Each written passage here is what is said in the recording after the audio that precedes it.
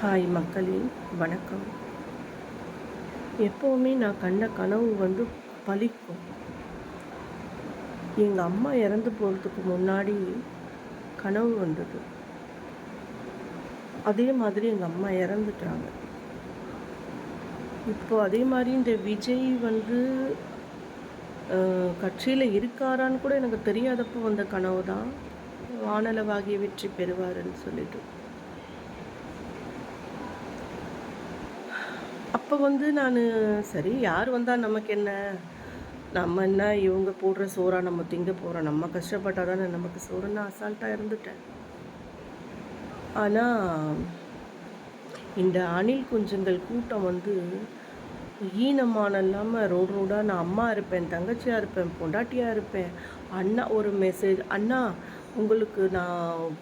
உங்களுக்கு தேவையான எல்லா சுகத்தையும் நான் தரேன் அண்ணான்னு சொல்லி. இது ரொம்ப அருவருக்கத்தக்க விஷயங்கள், வார்த்தைகள், அவமானங்கள்லாம் பார்த்துட்டு நிஜமாக நான் வேண்டிக்கிட்டேன் கடவுள்கிட்ட, என்னுடைய கனவு பலிக்கக்கூடாதுன்னு. அப்படி இருந்தும் இந்தியா மேப்புக்கு முன்னாடி இவர் நிற்கிற மாதிரி பின்னாடி ஆளுங்க நிற்கிறாம, உங்களுக்கு வீடியோ போட்டிருப்பேன், பார்த்துருப்பீங்க.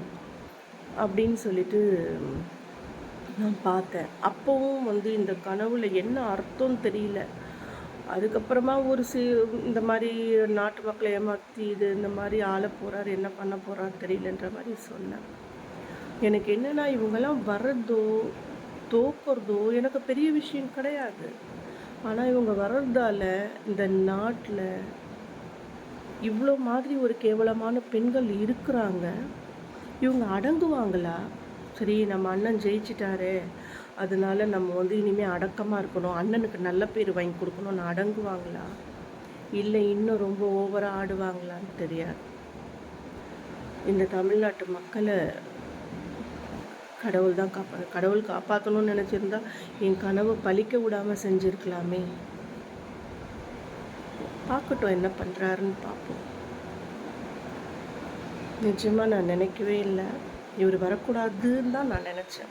ஏன்னா அவர் வர்றதால எனக்கும் யாருக்கும் பிரச்சனை இல்லை. ஆனால் அவர் வர்றதால இந்த பொம்பளைங்க, இந்த அணில் குஞ்சுங்கெல்லாம் ரொம்ப அநியாயம் பண்ணுவாங்களேன்னு நான் பயந்து தான் அப்படி நினச்சேன்.